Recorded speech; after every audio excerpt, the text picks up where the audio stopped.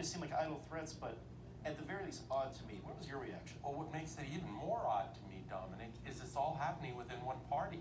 This is not a war between a Democratic sheriff and Republican county commissioners or vice versa. This is all a fight within the Republican Party. To Joey's point, I partially agree. Yes, guns are this issue, and I don't know how we reconcile it that divide this country. But what we are seeing in this case in Douglas County is it's not just the blue-red divide of the country. This is a red-red divide of Douglas County. Don't forget, it's Douglas County that was largely the genesis of this red flag bill due to the shooting a year, maybe going on 2 years ago now, of Officer Zach Parrish. And then a couple other officers, one in Colorado Springs, one up in Adams County in rather short order thereafter.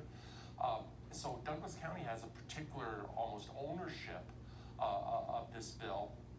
Yes, Cole Wist largely lost his seat, Representative Cole Wist, because of this bill a year ago, but it wasn't that the Democrats and the pro-gun groups went and got a Republican legislator. It was that the hard right, the Dudley Brown, the Rocky Mountain gun owners engaged in more political holy war, which is why the Republicans are in the position in Colorado in which they are.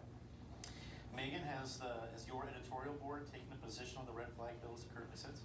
Yeah, we supported it completely, and we praised Sheriff Tony Spurlock for his bravery being a Republican supporting this bill. I've read the reports that came out after that shooting of Zachary Parrish, and that deputy he did everything right, and it still ended wrong. And for Spurlock to say this is a bill that could have made a difference and I'm going to support it despite the fact that my own county commissioner is going to turn against me for this, I think is really brave. And I interpret Cole Wist losing his seat entirely different. I think that what happened there was he got taken out by the Trump wave, just like a whole bunch of people who were supported by the Rocky Mountain gun owners got taken out, including Tim Neville himself, and other candidates that the Rocky Mountain gun owners did support. So, I can't say that Cole Wist lost his seat because he supported this bill. I think constituents, by and large, look at this legislation and think this could save lives. This is common sense. Patty, county pulls money from sheriff after following the law named after a deputy. Doesn't seem like a headline that the Douglas County commissioners want to see, but one they seemingly welcome with these moves. Maybe it's just posturing, but what's your reaction? Well, and then maybe Colorado AG weighs in and says you can't pull the money from the sheriff in your county. Shame on the Douglas County commissioners. I mean, we are still seeing if this bill is going to go through. By all accounts, it looks like it's going to, but to go against their sheriff and to go against a department that clearly has researched this, that has lived through the tragedy, that knows what a difference it might have made.